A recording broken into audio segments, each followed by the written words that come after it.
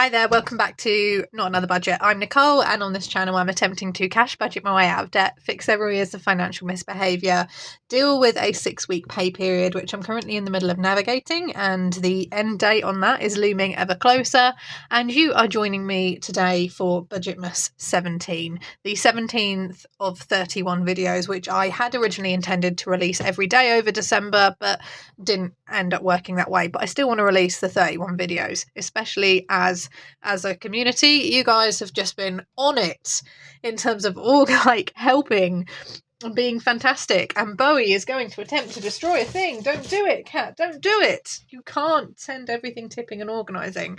Just in terms of watching and engaging and commenting and sharing and donating and super thanks. So 31 videos, I can definitely get that up and done for you. Now, there are 3 videos coming out today. Hopefully you will have seen my first one, which is a little organising video where I spend an hour in my conservatory, which is an absolute problem room for me, and is a room which needs a lot of attention next week, post-Christmas, when I have my winter kind of deep clean, my winter clean, and is a room where I do an awful lot of, I would say, organising for destashing, selling on Vinted and stuff. And as that's going to be such a big focus going into, I'd say, the first quarter of the year, the January to March period, it's something that really I need to be on top of. Bowie, as you can see, has made his presence known. Hello, darling. But you all seem to really like my casual conversation video yesterday where I talked about how I might be doing Christmas slightly separately. And I still have things that I am trimming. Now, you'll have seen, if you've seen my video from earlier today, that the main focus of today is, and there will be a slight squeak and I do apologise about that, the main focus of today for me is to try and get some of the handmade photo books sorted. Bowie, what are you doing? If we hear a crash bang all up, guys, it's the cat. Okay, you've made it over. What are you doing now? That is Slippy. Why do you want to sit on top of the printer? Okay, cat, what you doing? You can't sit on there. Why are you going to here? What's up here?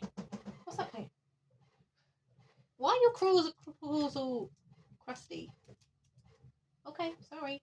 Anyway, yeah, so I do need to get that done, but I don't want to spend like the whole day hunched over, like using double-sided tape, working on an 8x8 scrapbook. So I'm trying to vary up the day because that's a really good evening task for me to do in front of the TV. Whereas laminating challenges, I need like a little bit more of a bird's eye view of things. I genuinely don't know what you're doing right now, Kat. What are you doing? Come on, come back. Come back. Okay, we're just gonna, if things go massively wrong in the background, it's my cat. But I wanted to talk to you today and do another conversation style video. So if you yourself have got anything that you need to crack on with, this is maybe 25 minutes to half an hour where I can keep you company.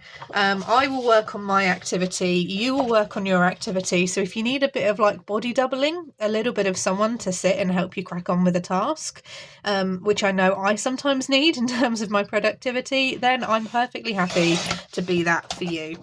As I said, I'm making the handmade photo books, and that is something that I would have spent money on. Mainly from a time perspective. It takes time for me to track down pictures and assemble them, and I'm doing one for my mum and one for my sister. We did one for my grandparents, and the joint cost of that between 3 of us, it was £48.50 for the one book, hardback, 8x8, square in terms of the size.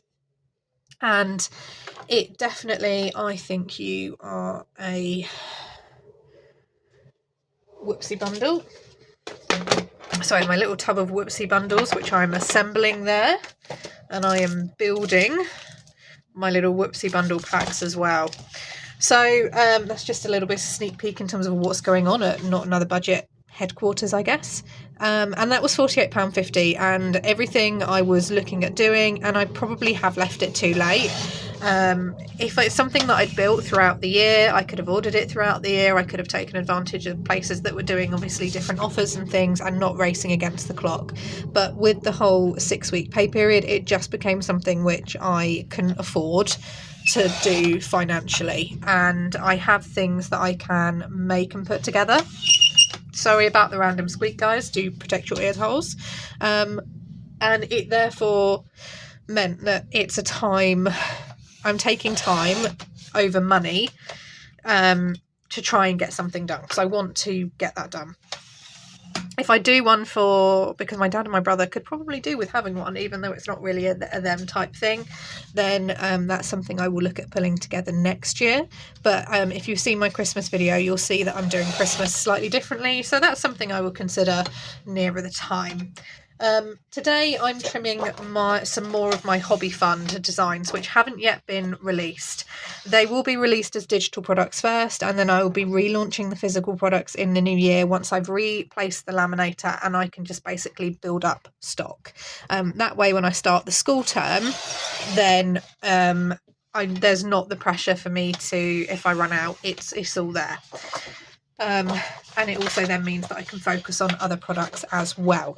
So these will be released first, and I'm thinking of a release next week, either before or after Christmas, and I have 5 different designs, and as always there will be a bundle of the whole collection available, and the bundles are always slightly cheaper than the individual ones themselves, but 5 different designs, and this is the baking/cooking little hobby fund of £50 or £100 or $50 or $100, because mine are currency free. But that's by the by. I wanted today, talking of kind of things you spend money on, to talk about why you will never see me track my no spends, and why you'll never see me do a no spend focus for a month or for a week, and why and anything I say is just my own opinion, and it's also not a comment necessarily on the creators that do engage in no spends. I'm talking purely about my own money personality, and that is someone, and if you've been around here for a while, you will know I am a spender. I will never not be a spender. I have never not been a spender. I believe my parents, or my mum specifically, use the phrase far too often that £1, £2, 50p is burning a hole in your pocket. And that was when I was a small child. If I got pocket money, I wanted to spend it straight away. My sister was a saver, and my brother is a little bit of both. He will save, but then he will absolutely spend on some ridiculous things, in my mum's words. And he'll just, if it's a £500 Lego set, that's not a problem. He'll save to buy it, but then he will just buy it. So he will spend if he wants to buy a thing. He won't hold off. So I grew up with different money personalities amongst kids. My dad is very much the spender in the family as well, and my mum is absolutely the saver. And it was weird. But as a result of primary financial education, coming from someone, in terms of my mum, coming from someone who was, as a result of trauma, needs to have money saved, needs a get out fund, needs a fund that husband doesn't know about because of historic trauma relating to grandparents and things like that. The concept of not saving and having a child who was not inclined to save at all was quite difficult. And if I do say something which you yourself resonate with, and it causes upset or unhappy feelings, I feel like the word triggered is horrendously overused, but if that does apply, just to let you know, we're going to be talking about some stuff like that in today's session like I'm a counsellor. I'm not at all. It was really difficult. Therefore, the money relationship that I have with my mum is quite difficult. And for me to go and ask her to let me borrow £100 during this 6-week period, which she did, took an awful lot, which behind the scenes, you guys will never know. There was an awful lot of build up, and it was £100, and it was, yes, it's fine, but to go ahead and do that, because there's a lot that's wrapped up in just asking for that. And as a spender for a long time, I felt guilty, that I was a spender, even if it was money that I'd earned. Now, was I necessarily paying my bills and dealing with my debt at the same time as I was spending my money? No. And therefore it is absolutely right that you feel a bit, not, okay, that wasn't the wisest thing to do. But there was a deep amount of shame built up around me spending my money or my pocket money. And that was from someone who just had a completely different personality and didn't really understand that actually you can be a good budgeter, and you can be a budgeter who saves money, and you can be a budgeter who pays your bills and still spend. If my mum When my mum has had the privilege of earning her money and not needing to contribute to household funds necessarily because of my dad's earnings, she has saved 80% of her income, whether that's a part-time or a full-time job. 80% of it is saved. That's like, and that if that's £1,000, she'll save 800, and she will not touch it at all. Anything that she wants to touch, she keeps as spending money, and that's been how she has operated for as long as she could. When between them, my parents have had the luxury of being able to do that. My dad would spend he'll buy his things, but it's fine. He earned enough. For me as a spender, I never earned enough to realistically cover what I was spending. And when I got my very, very first credit card, it was... Where was I working? I was working part-time at a phone shop, and it was 2014, and it was within this big shopping centre in like the big city, which is near us. And I was working part-time and I was on commission. So I was maybe earning £1,000 a month, and I was paying mum and dad's a bit of keep. I think back then it was either 250 or 300, or it started at 250 and then it went up to 300. And obviously I was covering my own travel. At the time as well, I was also like knee deep in payday loans because I massively got into those when I was at uni. And then I got approved for a credit card with a £1,500 limit, and the first thing I did once it arrived and I got all the PIN information was I went down to the Benefit makeup counter in Boots, which is like a good store in the UK, and I had and I bought everything. Everything. I think I spent £700. And then I went and was like, I need some new walking boots, and went into Cotswolds, which is not the cheapest place. You get a fantastic experience, but you go in there knowing you're going to spend a lot. And I dropped £400 on my walking boots, and that £1,500 limit, I hit 1,100 of it in a day. And I can remember that. That stands out, because if there was one way, if there is any example I can give that best sums up how I am as a spender, it's that. And that, I don't even know necessarily. I mean, I'm not qualified to say whether I was compensating for something or not, or whether it was filling an emotional hole. But I know that the act of spending money makes me feel happy. I enjoy it. I enjoy the research and the looking into it. I enjoy going onto a shopping app and putting everything I want in a basket. Even if I don't check out, I get a dopamine rush from treasure hunting, as I call it, through secondhand shops. I love going a bit like my kind of ideal scenario yesterday. I love going onto super fancy websites and going, what would I have? What would I just do? And I do the proverbial window shopping. I like going for a mooch and taking pictures of things, which I inevitably forget because I'm the type of brain where I will take a picture or a screenshot to remember it because it's important, and then forget the screenshot and thing ever exists, and then I rediscover it. In the case of me going through photos to put together for this photo album 7 years later. Oh, the joy of neurodivergency. And that in itself is a whole separate discussion as to how that applies to your money. But if there's one example I can give that sums up me as a spender, it's me spending £1,100 on the day I was able to use the card. Because back then you got the card and the PIN number sent separately, so you had to wait for one or the other. And like, I laugh. I mean, I'm still using the walking boots now, and I used the Benefit makeup right up until I started to get a sensitivity to it.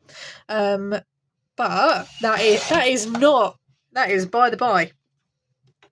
And it just really summarises that. And every time I do a budget, even in this like 6-week period where things have been financially really tight, I have given myself a personal spending allowance. I put it there just in case, because quite often when I do get the urge to spend money, going and adding things to a shopping cart, or going and pretending like I'm a millionaire and looking on the Cartier website, because Cartier is my jam. Forget Tiffany's, Cartier is where it's at. And going, what would I get here? And indulging my hobby loves by going on to like all of the hobby like sewing channels and going, what would I buy here? And I'd like to research this. And designing van conversions for vans, which are like stupid amounts of money, and all of the things. And going onto the house hunting, that's a whole separate thing. Going onto the for sale like house hunting apps and going, what would it cost me to live in like the Lake District in this particular area? And I found a property, just side note, last night, guys, that I think is being sold by a famous person in Ambleside in Cumbria. It's £5 million. There's one picture, and you have to sign a non-disclosure agreement before you can even get a viewing and further details. And it is under a discreet clause. Go check it out, internet. Go investigate. Come back and tell me what's going on, because I need to know. But yeah, I think it's being sold by a famous person. Then on top of that as well, so I have that. Like, that really well summarises what I am like as a spender. And because I know that I don't get no spends to stress me out. Like, the thought of and striving to try and do a no spend is like it's doomed to fail with me. Therefore, I won't do it. I don't consciously go through and pat myself on the back for having a no spend, because for me it's just, well, nothing. I didn't spend money that day. I know that financially, whether I give myself £10 a week, £20 a week, £50 a week, £100 a week, £1,000 a week, whatever it is, I need to set something there to give myself permission to spend it. If I don't then spend it, that's a natural occurrence. It's not a forced thing. So I've had 2 no spend days this week so far. It was yesterday and it was Tuesday. But they are just part and parcel of me living my life. So there'll never not be a no spend. Because as someone as well who lives alone, at the minute I'm having the internal battle of, do I order my food to be delivered and get time back, or do I take time and go after school?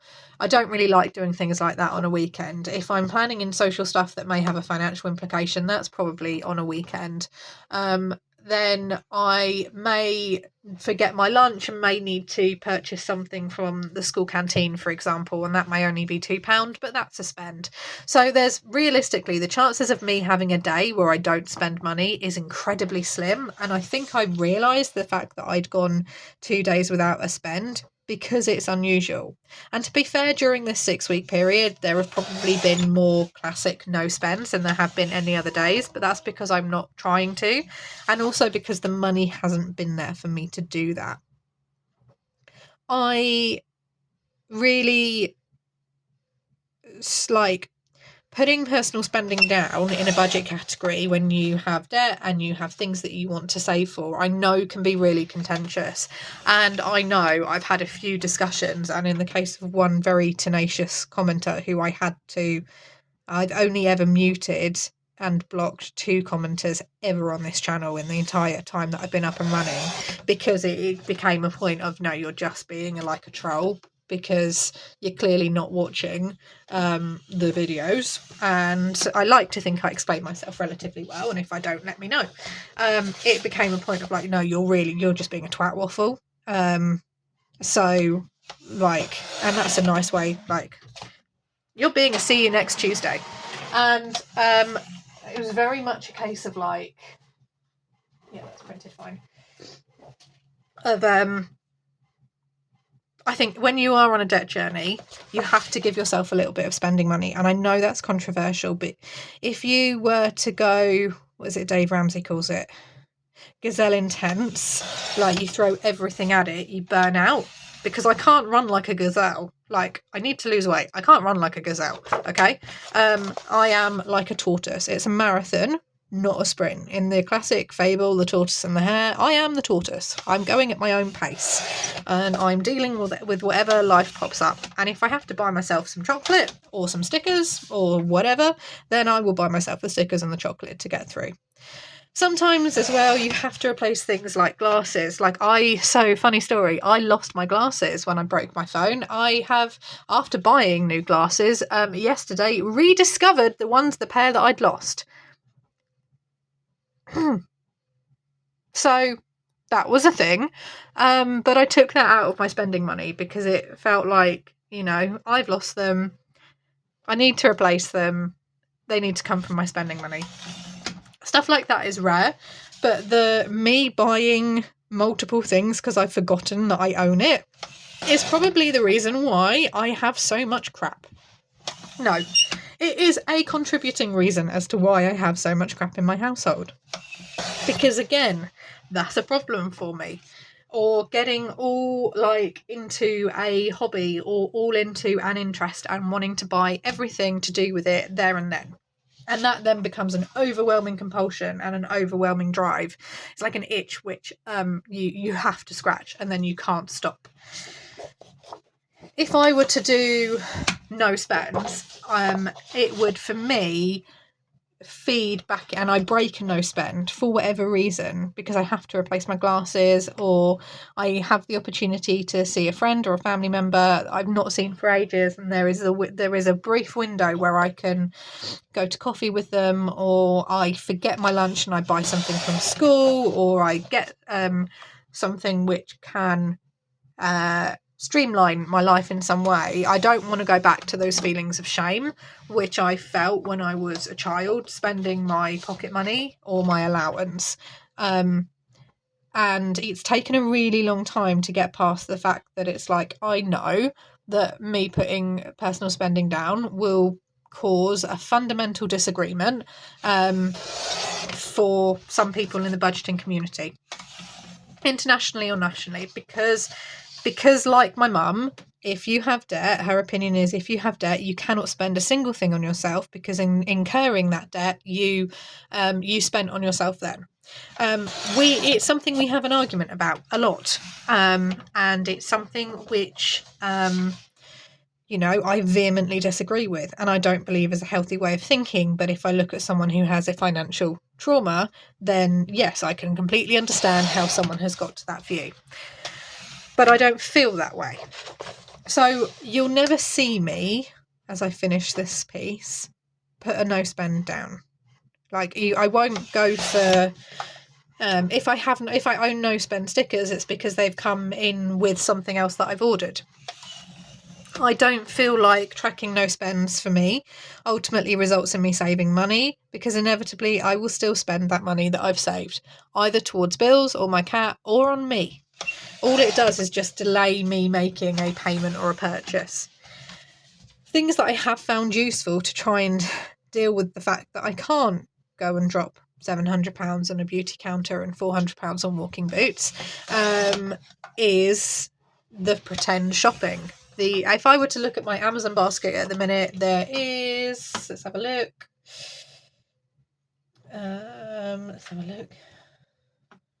£909 in my Amazon basket at the minute. I don't have £909 to spend, and I have no intention of purchasing any of those things. If I were to go into my Etsy basket, there is £458 worth of jewellery from one jeweller alone, and I have no intention of buying all of those things and dropping £458. I might choose to buy one thing in the new year, but not £458 worth, more like £30 worth. So that is what I wanted to talk to you guys about today. Why you'll never see me have a no spend, my thoughts on no spends. I find them if you are like me, I find them quite toxic and unhelpful, and I feel like they can contribute to not great budgeting experiences and emotions. And if you are watching budgeting creators and content where they're smashing their no spends and doesn't matter what you do, you just can't get there, then budgeting is hard enough as it is without that added thing on top. So by all means, like if you've had a no spend day and that is a fantastic achievement for you, then do celebrate it. But you won't see me doing that. And that's why. I'm going to leave it there. I've done a small stack of my hobby funds. I've got many, many more to do. So you will see a few more of these sit down and chatting and comfy responses and stuff. And the printer, as always, is still faithfully going behind me, printing off many more. I'm going to love you and leave you. I hope you've enjoyed today's video. There will be another one later on this evening, which is a bit more traditional in terms of like budgeting plans and thoughts. And I will see you for that one then. Have a fantastic budgeting week wherever you are in the world. Bye-bye for now.